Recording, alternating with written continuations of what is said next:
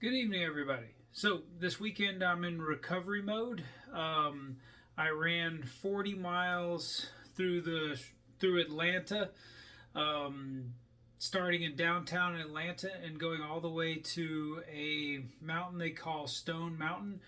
It might be Rock Mountain, but I'm pretty sure it's Stone Mountain. I've been messing that up since I did the run. It was a hell of a lot of fun.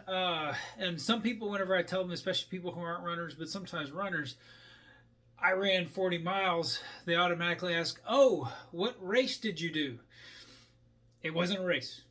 I'm Nick Cronin with Lafitte Running, and today I am going to talk about how to run something you want to run without a race associated to it. So, first off, I'm going to give you permission right now. You can run whatever the hell you want. You want to run a marathon, but you're not sure which city to do, and you kind of want to keep it local, or you want to just do it in the woods, or you want to just do it with family, or you just want to do it without telling anybody. You're totally allowed to do it. I've run tons of marathons that were just a distance. Half of these medals that I have behind are just stuff I made because I like trophies of stuff. Like this guy right here, um, is what I got at the Atlanta airport. It's a bottle opener that I hung on a little military tag thing. This is my trophy. This is my finisher award for the race I did last weekend because it wasn't a race. There was nobody handing out stuff. What I did was I saw that 20 no no 18 miles from the hotel I was staying at was this giant rock called Stone Mountain, and I wanted to check it out. So what the hell, I ran 40 miles to get it done. This is stuff you can totally do. If you like finisher medals like me, you can make one for yourself. I planned to get it at the gift shop, but the gift shop was closed that day. You can also like just not have it. If you're not huge on finisher medals, you don't have to do that. You can get a group of friends together and you can run something. Like I've always wanted to do this trail, and this is the only weekend I can do it. Go do it. It's totally allowed. It's totally legal, and it totally counts.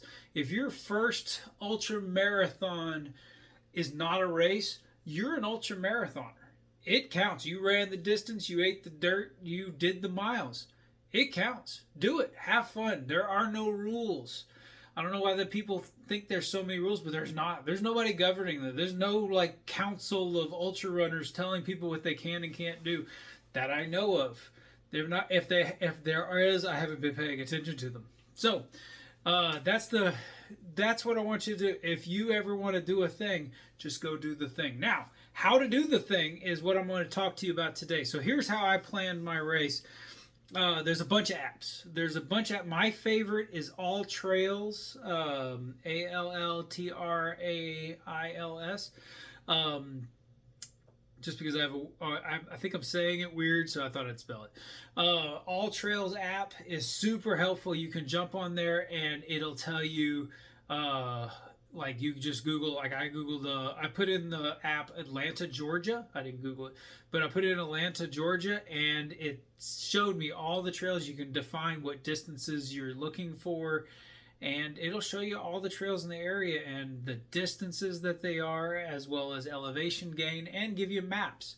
I highly recommend downloading a map because you're going to need it because you'll get lost. Even if you're on a trail, it's good to have a map to tell you where you're going. And sometimes Google is not 100% sure where you are, including just downtown. But another thing to do is like what happened with me.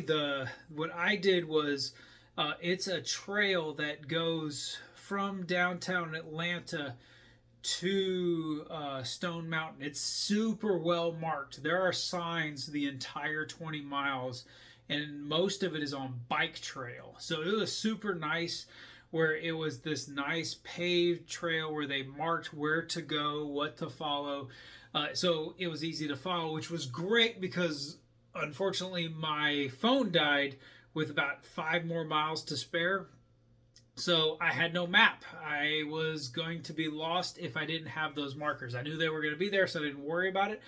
But it's super a good idea to have a tactile map, a paper map to tell you what you're doing, at least giving you directions. Go old school and print out something or write something down and go and turn left at this street, turn right at this trail, so you don't get lost when your phone dies.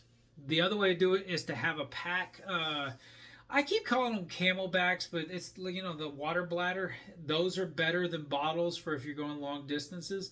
And the pack that I have, I go ahead and if it's on a trail, I know how much water I drink in a certain distance, so that's useful to know.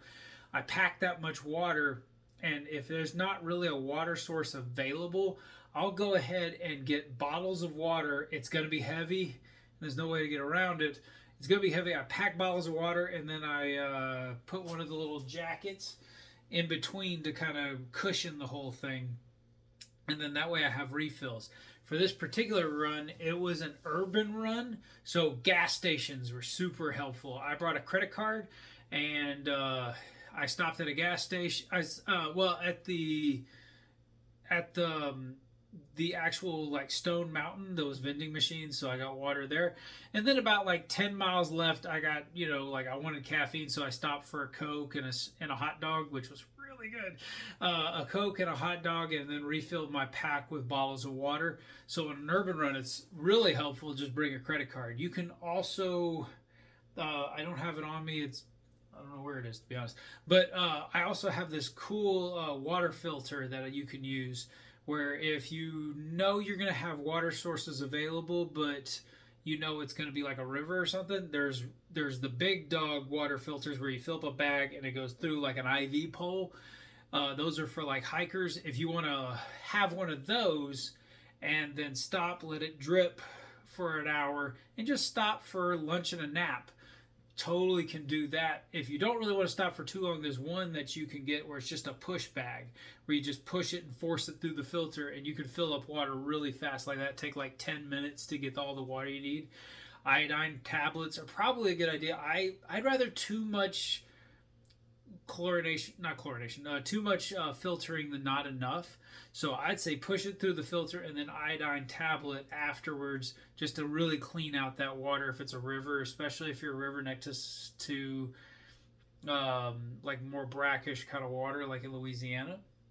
And then finally, pack enough food. Plan out how much food you're going to need. I brought a ton of cookies, as well as I had a croissant sandwich, and then I knew I was going to be near a gas station, so I totally had a hot dog and stuff like that. If I'm in the woods, I'll also pack that much food. I think I'll do because I'm on the run as opposed to a hiking. I won't bring any kind of heating sources because I don't want to heat food. I just want to eat on the go. So with that kind of preparation in mind, there's also other stuff. I was doing an urban race, so if I ran into trouble, well, hell, I could always Uber. So no big deal on that. Some of the others, I did a run around Lake Georgetown near Austin. It was 26, 27 miles around this nice lake. But if you walked like half a mile, you would be near a major highway. So I could have Ubered easily because it was so near Austin. I could have Ubered easily back to if I ran into trouble. So you're gonna need, if you're gonna do this kind of stuff, especially alone or in a small group, have a backup plan in case you run into trouble. You're gonna want to have a plan of what to do if you're hurt or overheated or run out of water or food or just beat down. If you're gonna have to have an emergency cord to get out of it. Some places even have you can get this little. If you're going deep in the woods, there's this little pager you can get. It's even like up to a cell phone, but there's one where you just literally press a button and it'll tell Forest Services, "I'm in trouble. Here's my GPS coordinates." It's all it'll tell it, but well worth if you get hurt and need to be helped out. So those are kind of what is a good idea for emergencies. But on the other hand, if you're in a situation where you don't really need that hardcore, and just know what to do if you run into trouble. But planning, if you're running by yourself, planning is a must. But on the other hand, some needs more than other. If you're in the deep woods, you're going to do a lot of planning because it's safety. If you're on the highway, just know where the gas stations are and just run gas station to gas station. Think of it like a big, shiny aid station but with less hugs. So, kind of go with what you want. But my point is, with preparation, with planning, with thought behind it, you can do all kinds of adventures without a race.